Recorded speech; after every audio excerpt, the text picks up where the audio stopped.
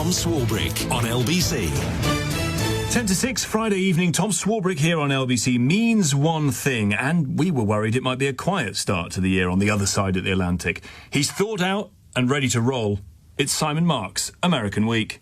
Tom, the new year is just 9 days old, but already here in the United States it is evident that the Trump administration now feels so confident in power that it is willing to lift the veil and be clear about precisely what it believes. Out is the rule of law. I don't need international law. That's an actual quote from the President of the United States in an interview this week with the New York Times. In is a bullying, militaristic, territorially expansionist America on the world stage, and domestically, as we've reported before in this slot, continuing moves to turn the country into a police state. In Minneapolis on Wednesday, it took just 5 seconds for the world to change. What the f***? Dude, what the f***? The killing of Renee Nicole Good, a 37-year-old motorist and mother of 3, shot dead in her vehicle 7 seconds after masked ICE agents ordered her to get out of the car. It is the most shocking incident we have yet seen of trigger-happy violence by President Trump's thugs who are sweeping suspected illegal immigrants and many other people off America's streets. Ms. Good, of course, was a US citizen who may, although it is still unclear, have been engaged in her constitutionally protected right to protest against ICE's brutal operations. Did she deliberately block the road to stop ICE vehicles from pursuing their quarry? Or was she actually about to engage in a U-turn to get out of the way? We will never know, because the Trump administration has already decided that despite any evidence to back up their claims, she was a domestic terrorist, a woman so dangerous that moments after her shooting, and to the eternal shame of the country, an effort even to offer medical assistance at the scene was denied by Trump's armed and masked men. Can I go check a pulse? No! Back up! Now! I'm a physician! Hey, listen, we understand. Just give us a second.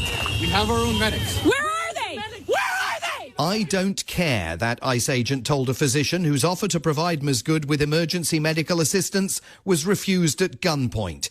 As for the claim that ICE has its own medics, there's no indication that any were at the scene. The first ambulance didn't arrive until 15 minutes after the shooting, and later claims that the ICE agent who fired the fatal bullets was almost killed by Ms. Good's car are entirely dispelled by the video, which shows him calmly walking away from where he fired the kill shot.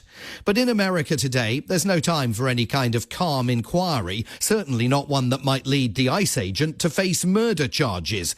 President Trump instantly deemed Ms. Good a professional agitator. Secretary of Homeland Security Kristi Noem, a proven serial liar, called Ms. Good a domestic terrorist, and Vice President J.D. Vance went even further in a venomous rant from the White House podium yesterday. Here he is at length, and I would encourage you to watch his entire press briefing to understand how close to fascism this country is now sailing. Somebody sent me a photo of a CNN headline about what happened in Minneapolis. And this is the headline. I'm just going to read it.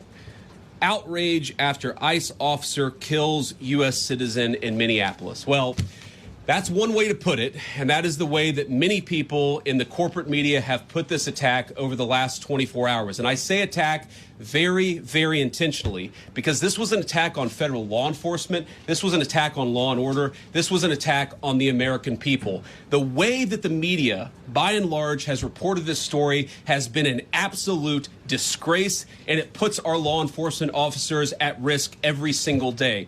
What that headline leaves out is the fact that that very ICE officer nearly had his life ended, dragged by a car 6 months ago, 33 stitches in his leg. So you think maybe he's a little bit sensitive about somebody ramming him with an automobile? What that headline leaves out is that that woman was there to interfere with a legitimate law enforcement operation in the United States of America. What that headline leaves out is that that woman is part of a broader left-wing network to attack, to dox, to assault, and to make it impossible for our ICE officers to do their job. That woman. Her name again was Renee Nicole Good, and the vice president dragged it through the mire.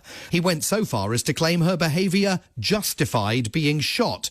So now the whole country is on notice about the green light given to the activities of ICE. They can do anything with complete impunity.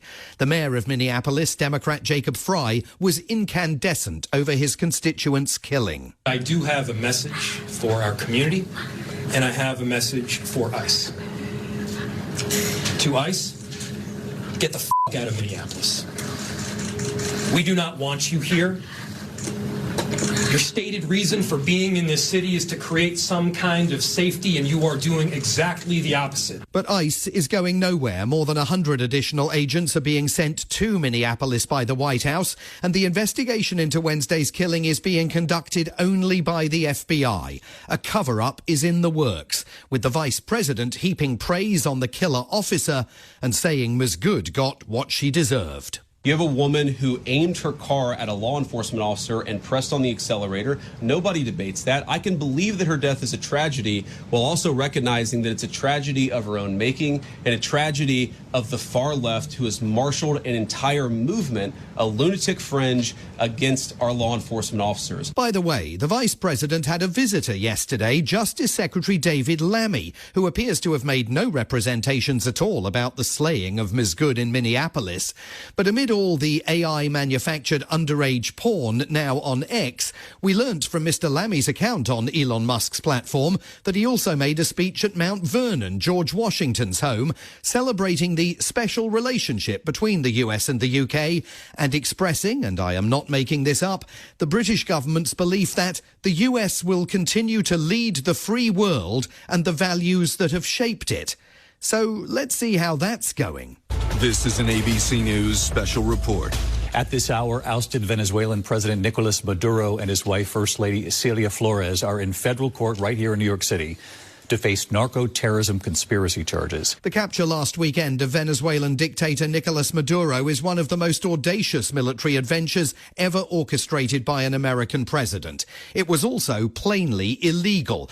The president himself acknowledging it was an assault on Venezuela's sovereignty, but now we know he doesn't believe in international law. There will at least never be another reason for the prime minister to delay before weighing in on the Trump administration's conduct. What we also know is that Trump now believes the whole of Latin America is uniquely America's sphere of influence. An argument voiced vehemently this week by Trump's ambassador to the United Nations, Mike Waltz. This is the Western Hemisphere. This is where we live. And we're not going to allow the Western Hemisphere to be used as a base of operation for our nation's adversaries and competitors and rivals. By Secretary of State Marco Rubio. We are not going to be able to allow in our hemisphere a country that becomes a crossroads for the activities of all of our adversaries around the world. And by the organ grinder himself. Under our new national security strategy, American dominance in the Western Hemisphere will never be questioned again. Maduro's regime was left in place. The US is not calling for fresh elections, not demanding that opposition leaders be allowed back into the country, doesn't seem to have any interest in establishing democracy in Venezuela, but does want indefinite control over the country's oil. Last night, President Trump told Sean Hannity on Fox News that if opposition leader Maria Corina Machado wants to return to her homeland, she needs to give him her Nobel Peace Prize. Do you have any plans to meet with her? And would you accept the Nobel Prize she wants to hand to you? Well, I understand she's coming in next week sometime. And I look forward to saying hello to her, and I've heard that she wants to do that. That would be a great honor. I did put out 8 wars. And then he was off with more of that nonsense. In the White House version of its new world order, Greenland is in the Western Hemisphere, and even military options are on the table to seize it from Denmark. Stephen Miller, the president's deputy White House chief of staff and chief ideologue, with breathtaking claims on CNN. By what right does Denmark assert control over Greenland? What is the basis of their territorial claim? The United States is the power of NATO. For the United States to secure the Arctic region, to protect and defend NATO and NATO interests, obviously Greenland should be part of the United States. More broadly here, with Trump now completely unconstrained and emboldened, he even said the quiet stuff out loud this week about the possibility that he will cancel the midterm elections in November if he thinks Republicans are going to lose them. In a meandering appearance before his own party's lawmakers on Capitol Hill, he offered this window into what's on his mind about this year's tussle with the Democrats. They had the worst policy. We have to even run against these people. Now, I won't say cancel the election. They should cancel the election because the fake news will say, he wants the elections canceled. He's a dictator. They always call me a dictator. Nobody's worse than Obama and the people that surrounded Biden. Watch this space. If he thinks the Democrats are going to win control of the House, setting the stage for him to be impeached all over again, he will come back to that idea. It is percolating away inside the head of a man who told the New York Times this week, Tom, that my own morality, my own mind, is the only thing that can stop me. From Washington, D.C., Simon Marks, American Week.